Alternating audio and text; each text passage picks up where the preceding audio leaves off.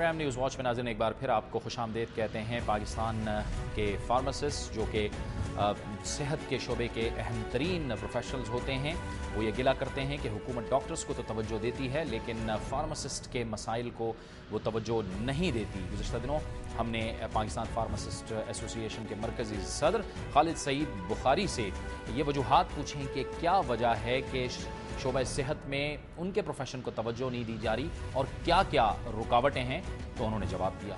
एक तो जावेद मैं ये कहूँगा, हम अपने आप से डरते हैं। हर शख्स दूसरे से डरता है। हेल्थ में हमने कभी हेल्थ को एक मल्टी डिसिप्लिनरी और मल्टी प्रोफेशनल ऑर्गेनाइजेशन नहीं समझा।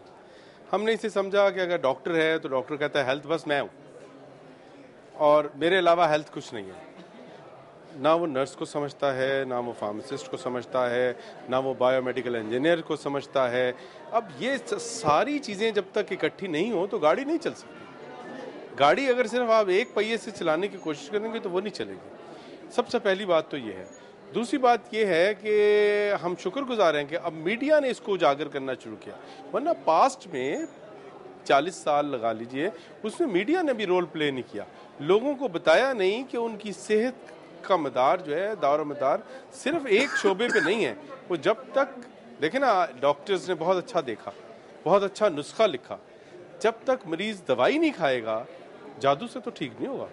दम दरूद से तो हो सकता है शायद अगर डॉक्टर शुरू कर दें, लेकिन दवाई और उस दवाई को कौन देगा पेशेंट को, कैसे खानी है, कब खानी है, अगर वो इस दवाई को खाएगा तो क्या फ़ायदा होगा और इस दवाई को नहीं खाएगा तो क्या नुकसान होगा, और इस दवाई खाने के साथ उसकी कंडीशन, उसको ये बताना कि इसके साइड इफ़ेक्ट्स क्या हैं और क्यों खानी ज़रूरी है। ये अगर हम जाली अद्वियात की बात करें जो कि हमारे माशरे के लिए, जो कि हमारे मरीज़ों के लिए और हमारे गरीब आवाम के लिए एक बहुत बड़ा मसला है, इसकी रोकथाम में कहाँ पे फार्मासिस्ट अपना किरदार अदा कर रहा है? देखिए, सारी दुनिया में जाली अद्वियात की जो रोकथाम है ना, वो फार्मासिस्ट के हाथ से होती है। फार्मासिस्ट जो है वो जब वो मेडिसिन उसके हाथ में आएगी ना तो उसको पता चल जाएगा ये ठीक नहीं है। वो उसको फौरन आइडेंटिफाई हो जाएगा कि ये वो ड्रग नहीं है जो जिसके लिए जान से बनी है। ये क्योंकि जो कंपनियां हैं, जो फार्मास्यूटिकल इंडस्ट्री है, वो तो जाली दवाइयाँ नहीं बनाती। जाली दवाइयाँ तो वो लोग बनाते हैं जिनका फार्मास्यूटिकल इंडस्ट्री से कोई ताल्लुक नहीं है, और वो इसमें एज ए साइड सेंटर होते हैं, एक कार्रवाई करते हैं और निकल जाते हैं। अब वो दवाई एक गैर पढ़े लिखे आदमी के जरिए जब मरीज को मिलती है वो उसे नहीं पहचान सकता, और मरीज तो बेचारा मासूम आदमी है, बीमार आदमी है, वो तो पहले ही उसके साथ तो मैं तो समझता हूँ कि ये सारी इंसानियत जो ऐसा काम करते हैं, सारी इंसानियत को कत्ल करने का काम करते हैं, और इसमें हुकूमत पे बहुत बड़ी जिम्मेदारी आयद होती है। फार्मासिस्ट ऐसी टेक्नोलॉजीज आ चुकी हैं कि हर पैक का एक आइडेंटिफाइड नंबर हो सकता है जिसको फार्मासिस्ट सिर्फ अपने मोबाइल फ़ोन से स्कैन करके उसी वक्त बता सकता है कि ये दवाई जाली है या नहीं जाली, और इसका फ़ायदा नहीं उठाया जा रहा। मतलब आपको बहुत बड़ी बड़ी तकरीरें, इश्तिहार नज़र आएंगे लेकिन अमली इक़दाम नज़र नहीं आएगा। हम बताते हैं, पाकिस्तान फार्मासिस्ट एसोसिएशन ने चीफ मिनिस्टर पंजाब को भी ऑफ़र किया कि हम ये टेक्नोलॉजी आपको देने को तैयार हैं, और इसी सिलसिले में हमने उनके साथ एक MOU भी किया था जिसमें हम ये स्किल डेवलपमेंट के लिए, और हमने उन्हें $20 मिलियन की मेडिसिन नेक्स्ट 5 साल के लिए अरेंज करके दी हैं बाहर से। इस फ्लड को सारी को हैंडल करने के लिए हम उनको दिए, लेकिन मेरा ख्याल है कि शायद अब उनके लिए इन चीज़ों की इतनी इंपॉर्टेंस नहीं रही।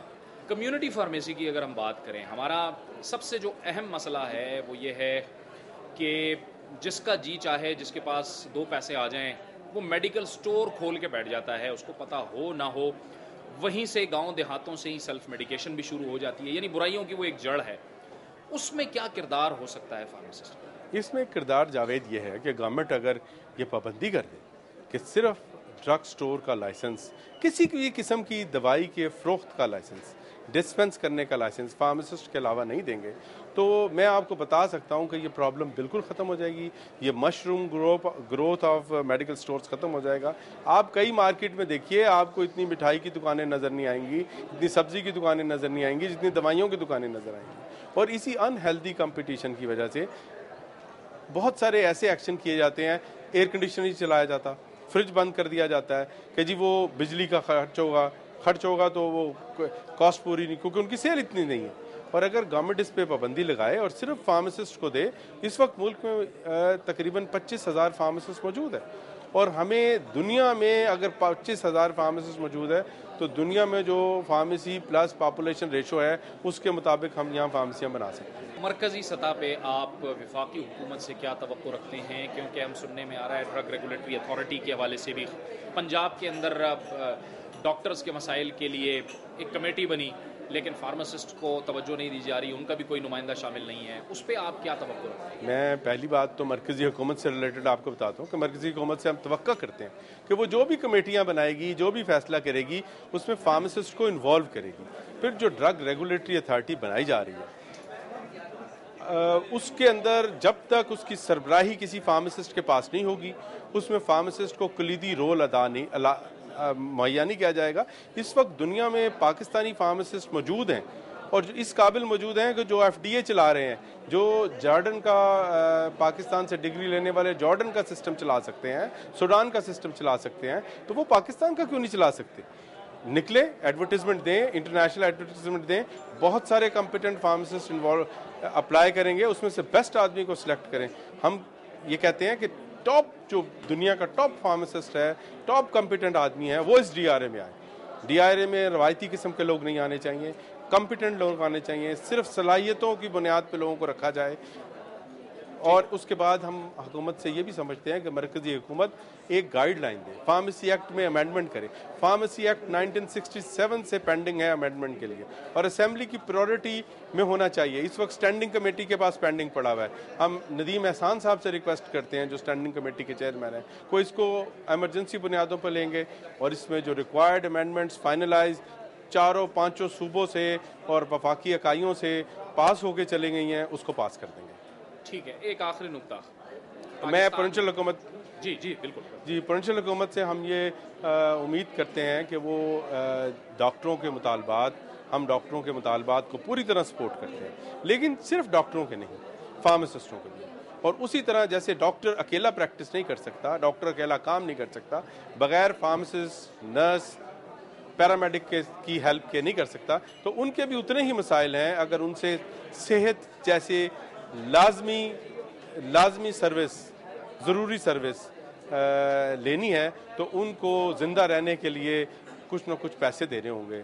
اس کے بغیر تنخواہ کے کوئی شخص زندہ نہیں رہ سکتا. خالد صاحب, پاکستان میں ملٹی نیشنل بھی ہے اور ہمارے مقامی مینوفیکچررز بھی. آپ یہ فرمائیے گا کہ ہمارا براہ راست یعنی عوام سے جس چیز کا تعلق ہے وہ ہے کہ ادویات مہنگے داموں نہیں بلکہ سستے داموں انہیں ملے. ہماری جو مقامی مارکیٹ ہے اس کی کیپیسٹی کیا ہے؟ ہماری مقامی مارکیٹ, مقامی سے مراد دونوں ہیں یہاں پہ.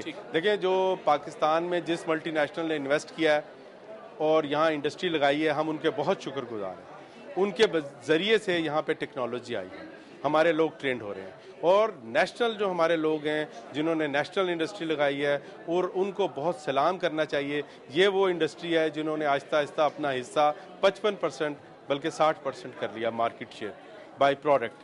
اور جہاں تک ادویات کی قیمتوں کا تعلق ہے, ادویات کی قیمتیں میرے خیال میں جاوید اب پاکستان میں دنیا میں سب سے کم ہیں, اور ان کے لیے کوئی سسٹینیبل پالیسی آنی چاہیے تاکہ ان کو جو ادویات کی انڈسٹری ہے, جب تک ہم انہیں کچھ نہ کچھ کسی نہ کسی طریقے سے ایسا راستہ پرووائڈ نہیں کریں گے, ان کو کوئی ٹیکس میں بینیفٹ دیں گے, ان کو کوئی امپورٹ پالیسیز میں دیں گے, تو وہ انڈسٹری کیسے گرو کرے گی.